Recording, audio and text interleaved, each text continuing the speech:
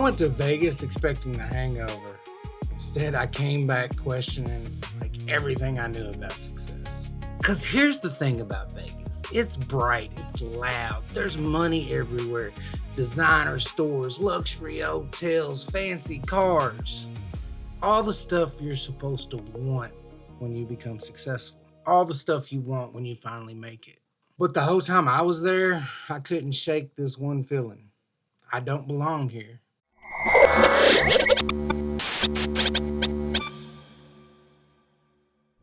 So the whole reason for the trip was supposed to be a surprise for my wife. Keyword, supposed to be. Hey, babe, you ready to let the dogs out? Who let the dogs out? Man, she figured out we was going to Vegas long before we ever left.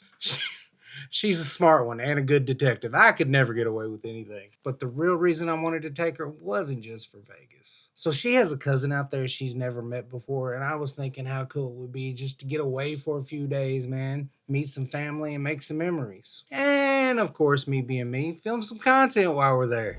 I'm already regretting bringing all these cameras. I swear to God. But here's the part I didn't know. You know, I thought I was the one doing the surprising.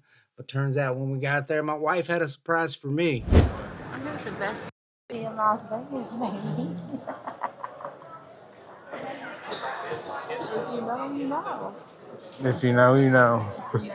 Do y'all know who the best taxi in Las Vegas is? Well, Comment. Best taxi in Las Vegas if you know. 2 hours later. We made it. Appropriate flight gate information. Vegas, baby. Vegas, Definitely baby. been our pleasure, sir. So we land and we're walking through the terminal, and the first thing I see is slot machines everywhere. And it hit me. It's like, yeah, we're in Vegas. Just waiting on luggage. Just waiting on luggage. Oh, here we go. But then we walk outside to get picked up. I don't think gingers are made for the desert. It's hot. you really could have Set up for what? Okay. He has no idea what's going on. I'll let him drive. I can sit back. Once in a while, we're waiting on a cab, right? I didn't know who the cab driver was, but apparently it was Jay's taxi, and he's huge on TikTok. That my best friend. She a real bad bitch, got her own money. She don't need no me. And man, I was shocked when he started performing right there in the middle of the cab ride. There was one point he was even rapping to some cops that was beside us. Uh-oh, I think I booty Broadway. Look it up. Man, what a way to start a trip. And normally my wife is horrible at keeping secrets, but I gotta give it to her, man. She kept this one, you know, and it was really a good vibe to start the trip. It's like, yeah, this trip's gonna be interesting. Baby girl, move. Turn up, let's get loose. I like the way you drop it, bouncing in them Daisy Dukes. Now drop it, drop it, drop it in for low. Drop it, drop it, drop it in for low. So being that far out west for the first time, you know, my first stop had to be In-N-Out Burger. We were walking around a place that is way too fancy for me, and we're going to our first ever In-N-Out Burger. Going down. I'm going down. These elevators are so dark. I mean, when you're from Kentucky and you land in Vegas, ain't that what you're supposed to do? You're supposed to hit the In-N-Out Burger. Plus, we hadn't ate all day. I was hungry, boy. And of course, being the huge Tupac fan I am, you know, one of the first places we had to go. I've got to go find a Sharpie so I can go sign the Tupac Poe. Had to go where he got shot. Had to sign the Poe, man. You know, Tupac was an artist that just spoke to my soul when I was growing up. His music gave me confidence. You didn't listen to Pac, you felt Pac. The contradictions, the anger, the vulnerability, the flaws. He was never polished into something perfect. You know, maybe that's why I connected with him so much, because Lord knows I've never been perfect either. You know, Pac was real, and I always wanted to be real. Insane in the membrane, insane in the brain. Do you get that? P-Pac. Biggest inspiration probably in my music career was Tupac. So this is really a cool, surreal moment for me. Me against the world. So I signed the Poe and I sat there and I thought to myself just how powerful music was. I mean, think about it. This artist that was murdered decades ago, His music is so timeless that decades later, it still has an impact on my life. That kind of legacy means more than any type of fame or money or designer clothes or fancy cars or anything that comes along with this music business.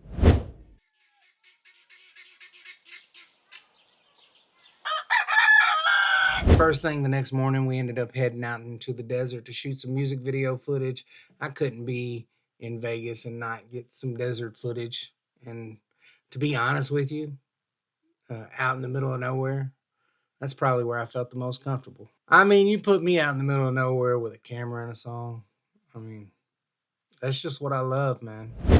The Dirt Road Pimp music video shoot. We're at the Red Rock Canyon and outside of Las Vegas, hiking. So Fat Boy's getting his exercise. Hey, going down ain't the bad part. It's coming back up that's gonna. Just a backwoods Billy, dirt road pimp. Keep a southern hot sauce on my shrimp. Camo everything, yeah, I walk with a limp. I feel like Jelly Roll after he finished his first 5K. Dirt road pimp. Dirt road pimp. Keep a southern hot sauce on my shrimp. Real trip Billy, I'm a dirt road pimp. I gotta be real though, Vegas wasn't what I expected. Going into it, I was expecting The Hangover. 4 of us wolves running around the desert together in Las Vegas, looking for strippers and cocaine. I was expecting chaos, ratchetness, people making horrible decisions at 3 a.m.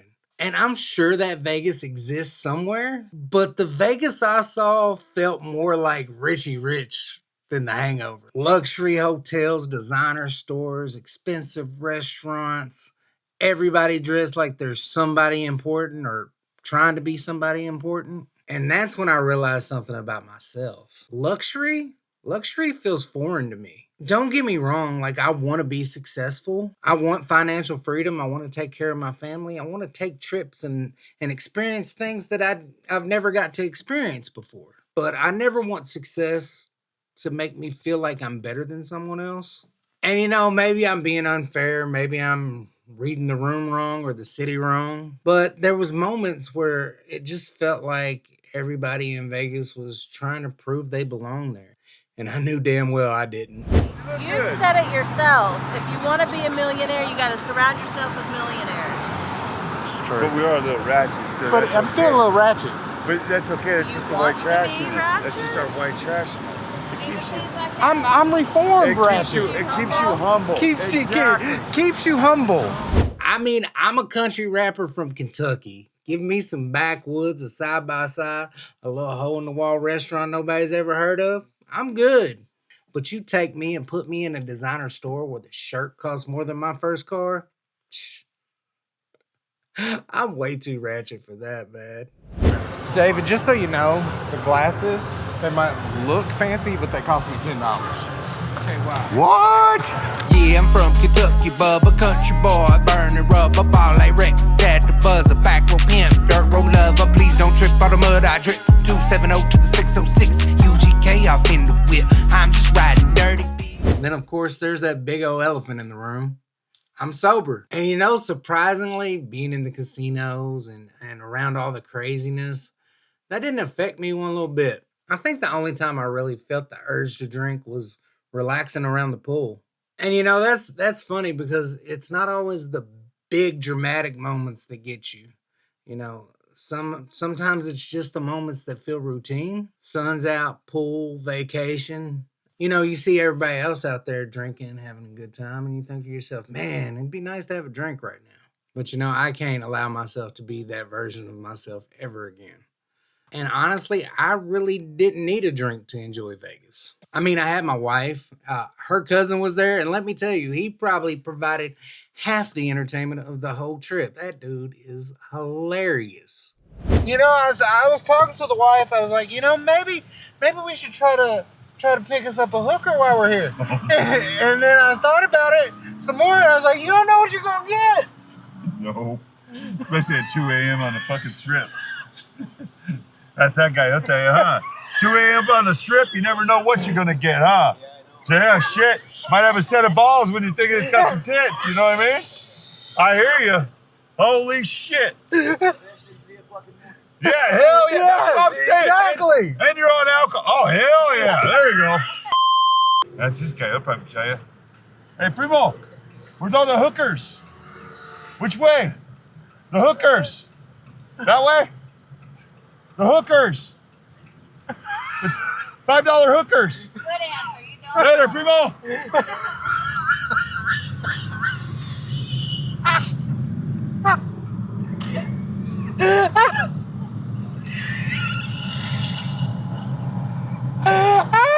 I mean, we ate good, we laughed, we made memories. And you know, something I've learned over the last 4 years.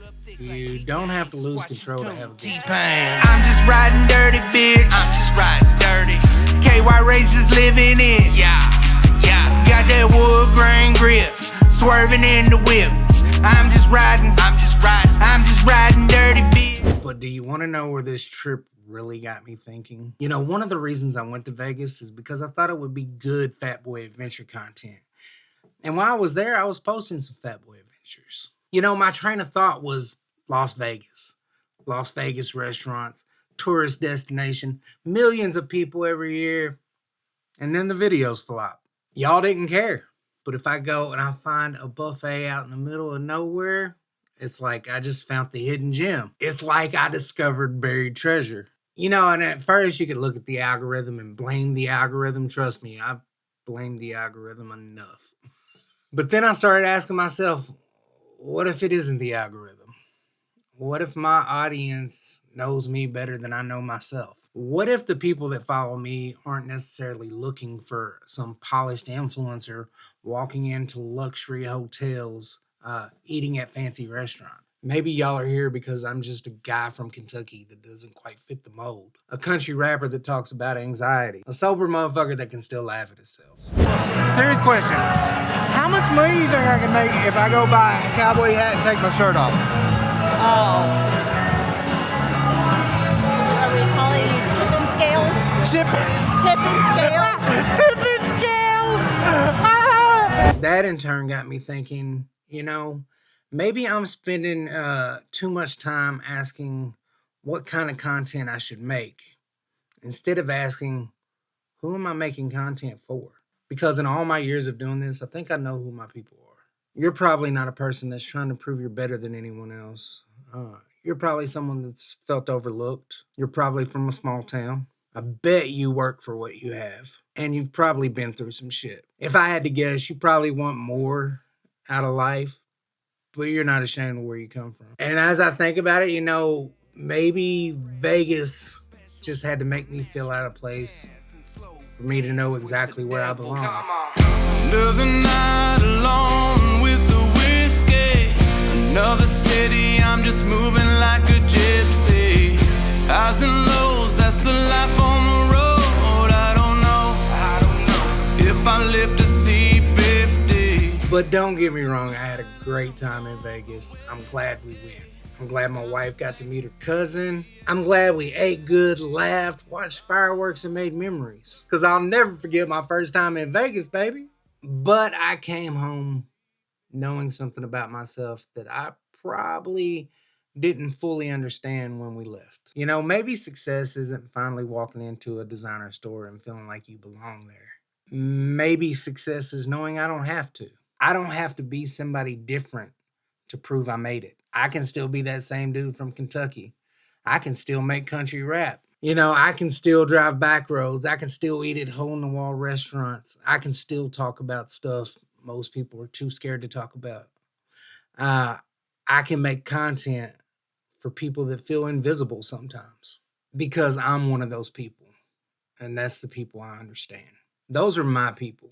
And looking back, you know, Vegas didn't make me feel like I belonged. And I think that's exactly what I needed. Because sometimes you got to go someplace completely different to remember exactly who you are.